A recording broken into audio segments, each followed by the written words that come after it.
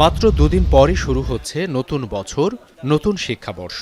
এর আগেই প্রাথমিক ও মাধ্যমিক স্তরের বিপুল সংখ্যক বই স্কুল পর্যায়ে পৌঁছে দেওয়ার কার্যক্রম শুরু হয়ে গেছে।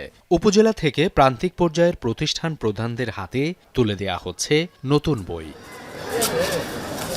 এরই অংশ হিসেবে সোমবার সকালে ময়মনসিংহ নগরীর নওমহল মডেল সরকারি প্রাথমিক বিদ্যালয়ের গুদাম থেকে বিভিন্ন বিদ্যালয়ের প্রধান শিক্ষকদের হাতে বই তুলে দেয়া হয়। এর মধ্যে রয়েছে প্রথম, দ্বিতীয় ও তৃতীয় শ্রেণীর বই। জেলার ১৩ উপজেলার ১০টিতে ৩ শ্রেণীর বই আসলেও ধোবাউড়া, গফরগাঁও ও ভালুকা উপজেলায় এখনও কোনো শ্রেণীর বই পৌঁছেনি, এমনটাই জানিয়েছে উপজেলা প্রাথমিক শিক্ষা অফিস। প্রচ্ছদগুলো আমার বেশ ভালো লেগেছে, বইয়ের কাগজগুলো ভালো। প্রাক প্রাথমিক এবং চতুর্থ এবং পঞ্চম এই ৩টি শ্রেণীর বই পাচ্ছি না। গফরগাঁও, ভালুকা এবং ধোবাউড়া এই ৩টি উপজেলায় আমার বই এখনো পাইনি। আসার সঙ্গে সঙ্গে আমরা বইগুলো উপজেলায় পৌঁছে দেব এবং শিক্ষার্থীদের হাতে পৌঁছে দেব।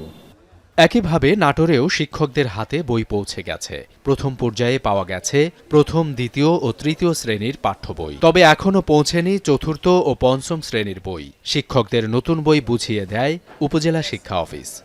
আজ আমাদের প্রথম শ্রেণী, দ্বিতীয় শ্রেণী এবং তৃতীয় শ্রেণীর বই বিতরণ হচ্ছে। সবগুলো সাবজেক্টই পেয়েছি, আর 4 আর 5 আমাদের পরবর্তীতে জানাবে যে কবে দিবে। এখন আমরা বাচ্চাদেরকে বলে দেব যে আমরা বই পেলে তোমাদের সাথে সাথে দেওয়ার ব্যবস্থা করব। নোয়াখালীতেও নতুন বছরের শুরুতে প্রাথমিক ও মাধ্যমিক স্তরের শিক্ষার্থীদের হাতে বই তুলে দিতে শুরু হয়েছে কার্যক্রম। তবে চাহিদার চেয়ে বইয়ের সংখ্যা অনেকটাই কম বলে জানিয়েছেন শিক্ষা কর্মকর্তারা।